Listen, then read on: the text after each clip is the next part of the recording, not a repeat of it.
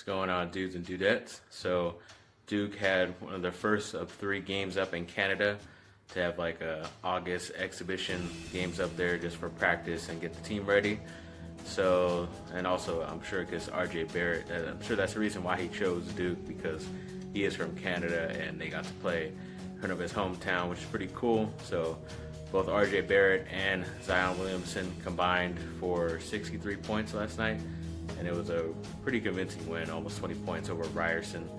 So I'm pretty sure Duke is gonna run through all these Canadian teams, be pretty easy and stuff, but it's good to see them at least coming together. We're missing 2 guys right now, Trey Jones and Cam Reddish, the 2 top 10 players coming in this year as freshmen.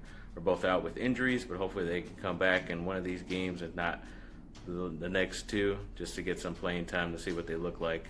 And if not, then just rest up, because it is a long season.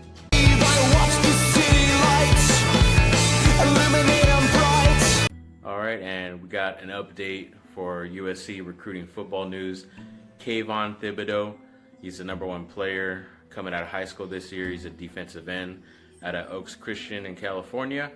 And it was getting kind of sketchy and scary there for a bit, because about a few months ago, when this reporter asked him how USC was in their recruitment and what he looks like being there and stuff, he said it didn't look as promising just because he hasn't been in contact with USC a lot, especially a lot of the main people there, which was unnerving to hear, seeing that this is the #1 guy. He's in your home, your home state, and you don't know why you're not going to go after him. But a lot of people think and see that he's a diva sometimes, or gets too amped up while playing.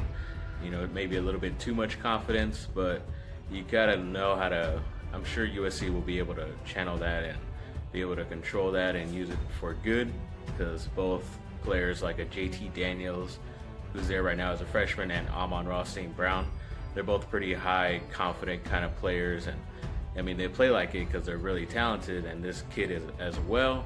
But I think USC can maintain his level of calmness, and usually they don't get a player with this much bravado, but it'll be awesome to see if they can land the #1 player. It's been a while since USC has done that, but did have an interview, I believe it was yesterday, and it came out that yes, they are more heavily involved. He is talking with a lot of people, especially the head coach, Clay Helton, which is great to see. I don't know why he took so long, Clay, but it's good that they're heading in the right direction. It seems like the only reason they had a bit of hiccups because he wants to be only a 3-year player, is what it seems like, just to get to the NFL quicker. He'd rather have more playing time right away instead of having to wait or redshirt, where you just skip a whole season and not even play. So as long as they give him that, I wouldn't mind, because he is a great talent, and to have him on the team would be pretty beneficial for USC.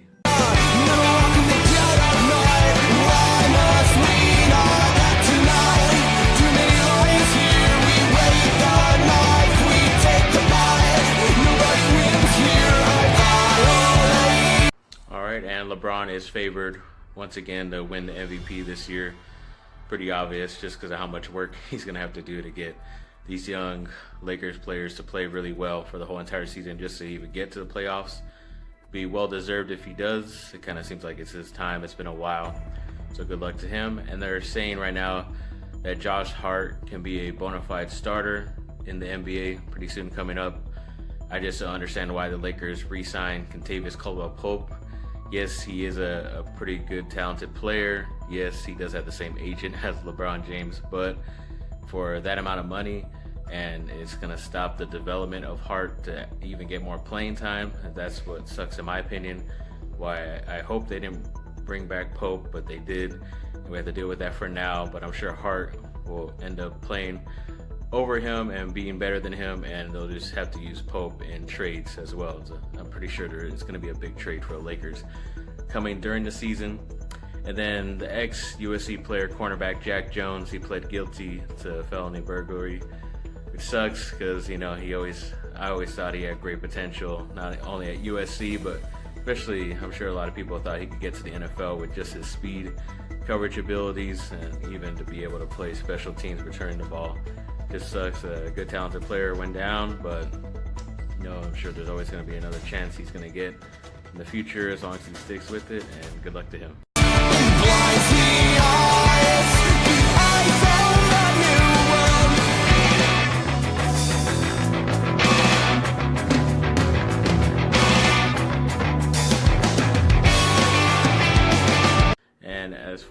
Mike Williams, the wide receiver for the Chargers. SI is reporting that he could have a breakout year in his sophomore year, but it's kind of obvious when you're picked that high and then you don't even really play that much. I think it's only a handful of games he played last year, and if you have any bit of consistency throughout the whole entire year, you're obviously going to have a better year than just playing a sample size in the NFL.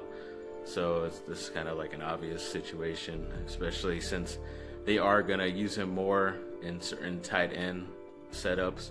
I don't think he's going to have like his hand in the ground and actually try to block, but as far as slot, tight end routes, he's probably going to take over for Hunter Henry, and that could benefit him a lot, especially with his 6'4" frame. So that's any fantasy football fans, that's some news for you as well.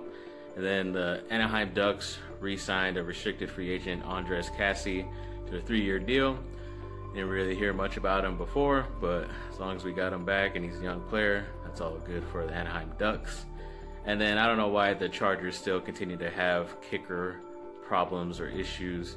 Right now they're going through 2 guys, Caleb Sturgis, who I think is probably going to win out the job, going against Roberto Aguayo, who was great in college at Florida State, but for some reason once he got to the NFL, he's just been missing everything and has been missing a lot lately in practices and all that. So it's tough for him because he is a young player, but pretty sure he'll have a chance to play somewhere else. And as long as they go with Caleb Sturgis, then we won't have a problem with the kicking game this year. Thanks for watching, people. Like and subscribe, comment down below. Let me know what y'all think, and have a great rest of your day.